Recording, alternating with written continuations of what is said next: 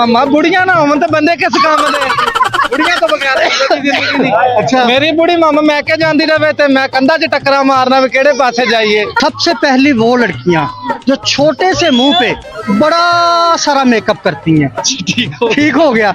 दूसरी जो बड़े सारे मुंह पे बड़ा सारा मेकअप करके प्यारी लगती हैं, ठीक हो गया। ठीक है। तीसरी वो कभी मिल तो तुझको बताएं हम कभी मिल तो तुझको बताएं हम तुझे इस तरह से सताएं हम। अस्सलाम वालेकुम जी। वालेकुम सलाम। क्या हाल है प्यारे भाई? अल्हम्दुलिल्लाह। छोटा सा सवाल है जी आपको किस टाइप की लड़कियां पसंद है?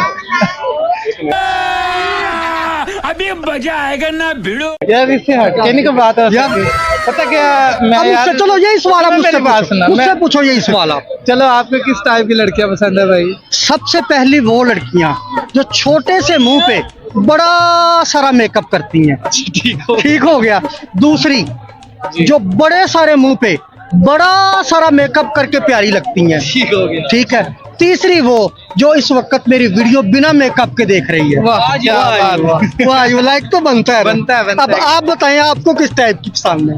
यार तू फिर में लड़ाई कराएगा भरा मैं ब्याह भरा यार मवी नहीं ते गलती नाल ਉਹਨੇ ਵੇਖ ਲਈ ਤੇ ਭਰਾਵਾ ਮੈਨੂੰ ਘਰੋਂ ਕੱਢ ਦੇਗੀ ਮੈਂ ਤਾਂ ਬੁੱਢੀ ਦਾ ਨੌਕਰ ਮੈਨੂੰ ਤਾਂ ਵੈਸੇ ਵੀ रन मरीज ਇਹਦੇ ਚ ਕੋਈ ਸ਼ੱਕ ਹੈ? ਅੱਛਾ ਰਨ ਮਰੀਦ ਬਹੁਤ ਵੱਡਾ ਰਨ ਥੋੜਾ ਮਾਮਾ ਬੁੜੀਆਂ ਨਾ ਹੋਵਣ ਤਾਂ ਬੰਦੇ ਕਿਸ ਕੰਮ ਦੇ ਬੁੜੀਆਂ ਤੋਂ ਬਗੈਰ ਜ਼ਿੰਦਗੀ ਨਹੀਂ। ਅੱਛਾ ਮੇਰੀ ਬੁੜੀ ਮਾਮਾ ਮੈਂ ਕਿਆ ਜਾਂਦੀ ਰਵੇ ਤੇ ਮੈਂ ਕੰਧਾਂ 'ਚ ਟੱਕਰਾਂ ਮਾਰਨਾ ਵੀ ਕਿਹੜੇ ਪਾਸੇ ਜਾਈਏ। अच्छा चलो बुढ़ी वास्ते तुसी कोई शेर सुनाओ आज।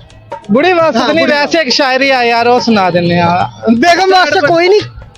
ਉਹ ਸ਼ਾਇਰੀ ਵਾਸਤੇ वो इस काबिल ही नहीं। ਯਾਰ ਕਾਬਲ ਦੀ ਗੱਲ ਨਹੀਂ ਹੈ ਯਾਰ ਕਾਬਲ ਦੀ ਗੱਲ ਬਹੁਤ ਹਾਈ ਲੈਵਲ ਠੀਕ ਹੈ ਕਿ ਉਹਨੂੰ ਘਰ ਤੱਕ ਹੀ ਰੱਖਿਆ ਹੈ। सुनाओ सुनाओ वैसे एक साइड पोएट्री है मैं सुना साइड देना। पोएट्री, हाँ जी। चलो सुनाओ।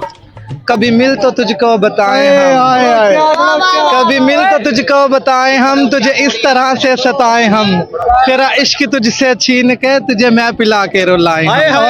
तुझे दर्द दूं तू न सह सके तुझे दर्द दूं तू न सह सके तुझे दू जुबां तू न कह सके तुझे दो मकान तू न रह सके तुझे मुश्किलों में गिरा के मैं कोई ऐसे काम कर दूं तेरे दर्द की मैं दुआ बनूं किसी गर्ज के मैं सिवा बनूं। ठीक है आप भाई और थैंक यू सर।